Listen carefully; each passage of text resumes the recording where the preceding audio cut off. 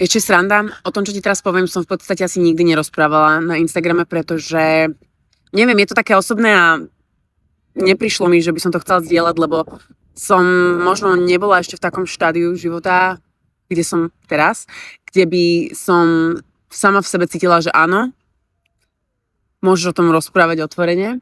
Tak ako niektoré ženy túžia byť matkami, tak ako niektoré ženy to vedia normálne v každej bunke svojho tela, že budú mamami a že chcú byť mamami, nech to stojí, čo to stojí, aj keby mali preniesť svet na pleciach, tak presne s takou intenzitou ja cítim už asi odkedy si pamätám, že som dokázala rozmýšľať ako autonómna bytosť, že ja musím a chcem byť v živote úspešná. Že chcem vybudovať niečo, čo bude moje. Každá bunka môjho tela vedela, že ja musím v živote niečo dokázať, inak proste nebudem absolútne, že šťastná v živote. Že proste viem, že by som to vnímala môj život ako zlyhanie. Keby som nevytvorila niečo väčšie, ako som ja, keby som nevytvorila niečo zmysluplnejšie, ako som ja, keby som nevytvorila niečo, čo dokáže mi dať taký štandard života, aký som si vždy v hlave predstavovala. Ja napríklad absolútne nemám tento pocit ohľadom budovania napríklad rodiny a detí. Ja to dieťa nakoniec budem mať, pretože chcem vidieť, akého človeka dokážeme vytvoriť s tým genofondom, ktorý nosíme ja aj môj myši. Dáme do toho človečika úplne všetko a budeme sa snažiť vytvoriť to najúžasnejšie stvorenie na svete a vplývať naň tým najlepším možným spôsobom. Ale moja túžba sebarealizácie je o mnoho silnejšia ako nejaký materický pud alebo chcenie mať potomka.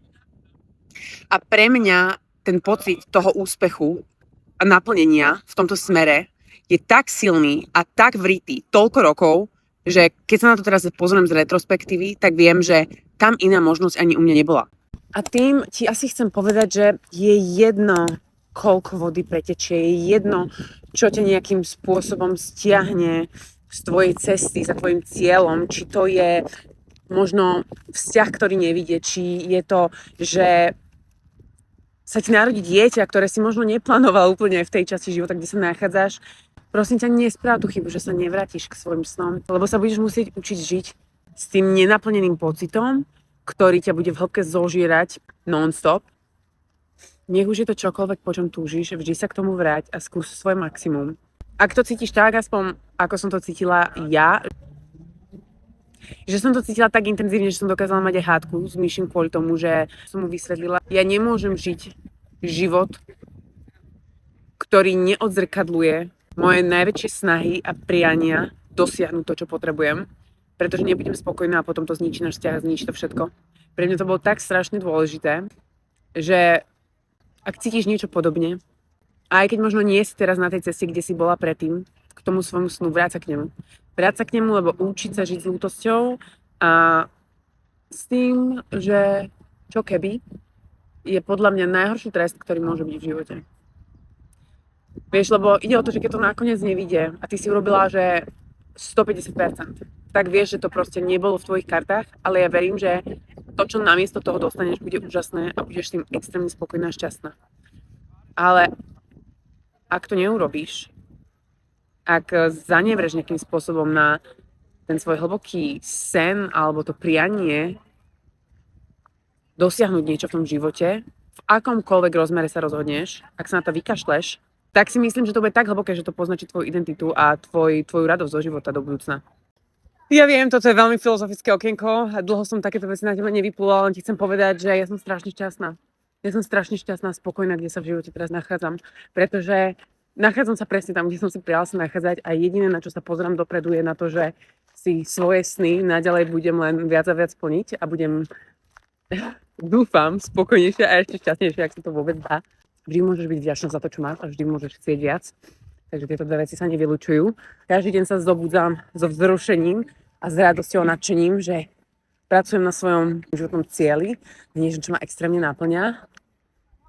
A ten pocit je neuveriteľný. Je lepší ako čokoľvek, čo som predtým vyskúšala, mala alebo cítila.